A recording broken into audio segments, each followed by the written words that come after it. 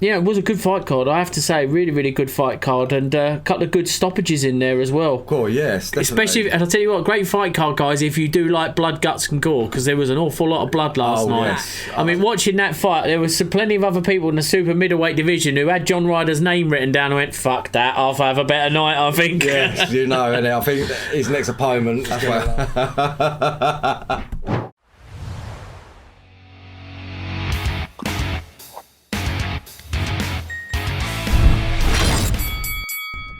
Hi guys, welcome back to Fighters Talk TV. Max, how you doing, pal? Yeah, I'm not too bad. He got you in the studio. I know. Brilliant, isn't it? 200-mile round trip. Yes. Oh, no, actually 400. Yeah, you know. Well, we watched the boxing the weekend, and we thought we'd bring Max up to have a little look around, and also fit me some concrete bases because I can't fucking do it. And try and do a window, but couldn't do that either. No. Anyway, moving swiftly on. So we enjoyed the boxing last night. However, we did have a bit of a problem, guys, girls, and whoever else. The internet, Virgin Atlantic, crashed it again. Virgin, you incompetent fucks. Yeah, you ruined my fucking night. Again. Yeah, it seems to be a habit. Anyway, guys, so the Canelo Alvarez John Ryder fight was an interesting fight, but the whole card was stacked, wasn't it? Really good fight. I'll tell you what, it's probably the best fight card this year where every fight was action-packed. It really was, wasn't it? You know, forgive us for a couple of the names, but yeah, it was a good fight card, I have to say. Really, really good fight card, and a couple of good stoppages in there as well. Cool, yes, definitely. Especially, and I'll tell you what, great fight card, guys, if you do like blood, guts and gore, because there was an awful lot of blood last night. Yes. I'll tell you what, one of the fighters, what a devastating eye injury he got. Oh, absolutely. Savage. Absolutely savage. Savage as well. Like, you know, he moved his eye, I thought his eyes got to fall out his eyelid. Yeah, got an extra eyebrow, didn't he? Anyway, guys, so let's go straight into it. So, you know, Saul Canelo Alvarez and obviously John Ryder fight. I think people had already written John Ryder off right before he'd even stepped in the ring, hadn't they, really? They did, but I think he shocked and surprised absolutely everyone in the boxing world. No, didn't he just? What a chin. What a chin. And he got put down in the fifth, didn't he? So he did. And also, in the early rounds, had his nose busted. Yeah. You know, and then he had to cope with that for at least, say, 8 rounds more.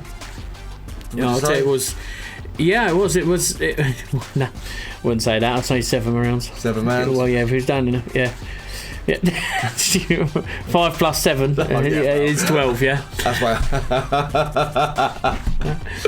Anyway, I mean, I don't think he ever looked like he'd actually really troubled Alvarez or Canelo or whoever you want to call him. I think he put up a really good show for himself.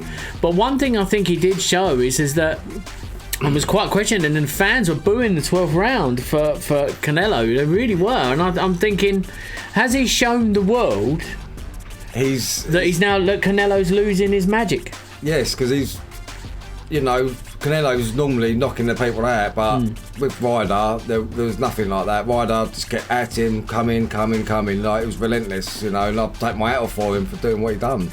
Yeah, and he did have quite a savage nose injury, didn't he? Yes, he did. You know, that was just pissing out, but like a proper warrior, he kept at it. I mean, it was the sort of I'll keep going, and I think that was in itself a great aspect. Massive respect shown at the end of the fight for when Canelo goes into his dressing room and says, "Jesus, really?" Yeah, you know, and he even said to him, like, I'm proud to even share the ring with you tonight. You know, you're a great sportsman. You took everything I'll give you. You know, and it was an incredible fight, and there could possibly be arguments, and especially if you think about it, there could be arguments for a rematch because that was quite a good fight. However, we know Canelo doesn't want that. No, he's got his eyes set on Bibble. Yeah, yes. I'll tell you what, though, talking about that, I mean, watching that fight, there was plenty of other people in the super middleweight division who had John Ryder's name written down and went, fuck that, I'll have a better night, I think. Yes, you know, and I think his next opponent is gonna respect him a lot more.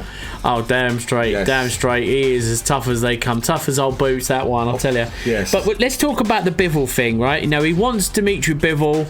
Bibble said, yeah, okay, you came to me last time. Let me drop down a weight division and put all them belts on the line, baby. And Canelo don't really like that sort of choice, does he? No, he don't. He's still saying, I want it the same terms, same everything as the last fight. So is this where you look at him and go, is this a fighter who just doesn't want to give up his crown? Yes. Because he's lost to him once. Yeah, and I feel personally like it could be ducking him at that weight, and he don't, like you're saying, don't want to give up them belts, keep it at the 175 because he wants to revenge and get his belt. Yeah. Or belts. But that's it. But I think Bibble's got an argument here to say no. But do you know what's going to come into play, Max? One of my pet hates in the fight game, fucking rehydration clause, because he's going to have to cut weight. And then Canelo's going to go, no, you can't go top too much weight ready for the actual main ring event. Right, yeah, so I think it's a tough one there. It's like a 50-50, I think. You know, it depends on who wants it what more. You know, I think Canelo wants it more at the 175. Because one of the things I heard in the last fight, you know, Canelo has never been dropped, right? Yeah. He's never been dropped. And I don't know, I can't see if Bibble can drop him, but you know, he did come close the last time. But my question would be, if talking about Canelo, is he the same Canelo that fought Bibble the last time, or do you think he's just got that little bit slower and this may be enough to stop him, Dimitri Bibble to stop him this time? Well, yeah, definitely it knocked him back. It took his confidence, I think. So that's a plan on his mind, and I've said it for quite a while now. Before the Ryder fight, he was gunning for him, and I think that was his mindset. So was Canelo on his game that night because he's too busy concentrating? No, well, I don't know. I think he's a consummate professional, so I think he should have been. His mind should have been on the game. I think one of the big things for me, when I sit there and I look at that Canelo of last night, questions I have was, you know, are you slowing down? What more do you have to prove in this business? Yeah, I don't think he's got to prove anything. You know, he's one of the greatest at his weight, and he's, like he says, he's got all the belts, and he just wants his last belt. I think if he beat Bibble and took his belt. It's more of a demon, isn't it, to get over that? Yeah, and you know, he could beat him and then go, right, I'm retiring, so I've got nothing left to prove. Because I think the only other person he lost to was Floyd Mayweather, and there's no way Floyd will come out and fight. He won't fight Canelo.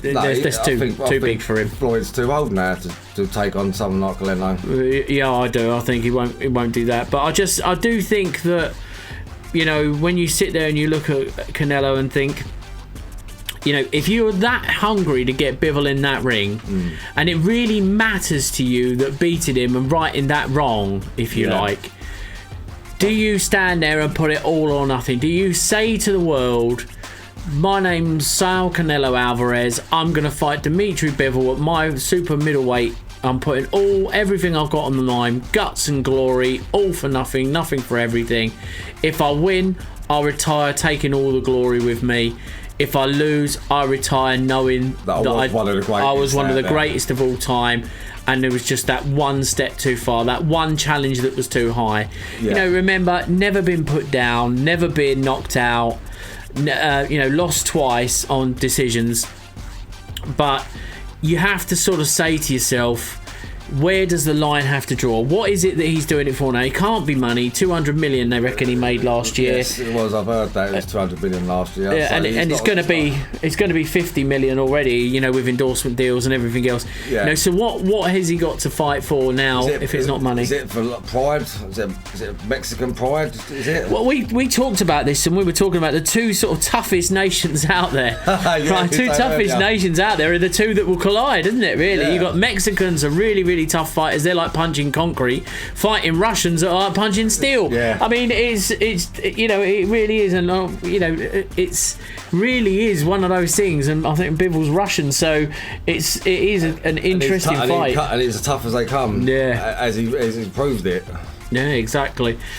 Anyway, guys, thanks very much for joining. That's our sort of way. We're going to come back with a historical boxing commentary, but it will be back in the comfort of Max's own place. Yes. This time we're upgrading his technology, so hopefully it should be a bit better. And then, but thanks very much for watching, guys. Don't forget, like and subscribe, and we're looking forward to a weekend of boxing coming up. Cool, so yes. We've got some good fights coming up. We'll talk about that in boxing news. Yes, definitely. Keep safe, keep subscribing, and keep watching. Take care. Fighters Talk TV.